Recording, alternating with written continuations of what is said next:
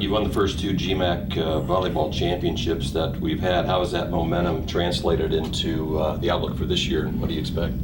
Well, we're pretty excited for going into this year. Since the transition in the NCAA, obviously a new conference and getting that started, we were very excited to get things going, and we wanted to be one of the premier teams in the conference. And being able to win the conference championship the last 2 years has been great.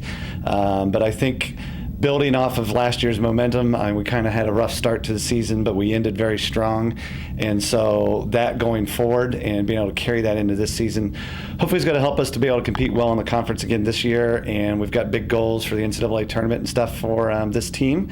And so we're looking to carry all of that momentum that we had at the end of the season forward into that. Not easy to repeat last year. Matter of fact, you had to go on the road to the number one seed and win. Tell us about the conference as a whole. Who's going to be contending there with you?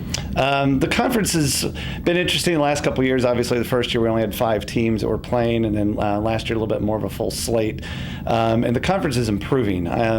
You've got Alderson Broadus. We've formed a very good rivalry with them. Kentucky Wesleyan and Trevecca Nazarene have been strong points in the conference for us the last couple of years, and I think Davis and Elkins is actually improving significantly. Ursuline's coming off the best season they've ever had. So the conference is getting stronger, which is nice because it helps us establish some credibility in the region. I'd still say as a whole, we're probably still a little bit behind the GLIAC and the GLVC as a conference, but it's moving in the right direction. And obviously the competition, like you said, is stronger.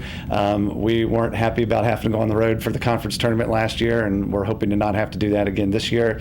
But we also know that when it comes to the conference, the target's on our backs, and these teams are shooting for us. They don't want us to get that three-peat, and they're getting better and better, and we have to continue. That just forces us to continue to rise to the top and get better and better to go along with it and try to stay ahead. Non-conference wise, you don't seem to back down from anybody. Tell us about your philosophy, why you choose to play the toughest you can play outside of the league. Because especially right now, we don't have an automatic bid for the national tournament yet until next season, and so strength of schedule is huge for us, and we want to play the best. Our ultimate goal is to make the NCAA tournament. We want to win the GMAC. That's obviously a goal, but the NCAA tournament is our ultimate goal, and to do that, we want to play the teams that we're going to have to play there. So again, we're playing Indianapolis and Southern Indiana and Palm Beach Atlantic and St. Leo and Wheeling Jesuit and all these teams, Northern Michigan, that are constant NCAA tournament contending teams. And last year, we played a lot of them front-loaded on the schedule, and we were a little bit of a rough start, and so we struggled. But once we got our momentum going, we beat Indianapolis here at home last year, and we took Southern Indiana all the way to the limits. This year, we've got those teams a little bit more spread out throughout the schedule, which I think is going to help us.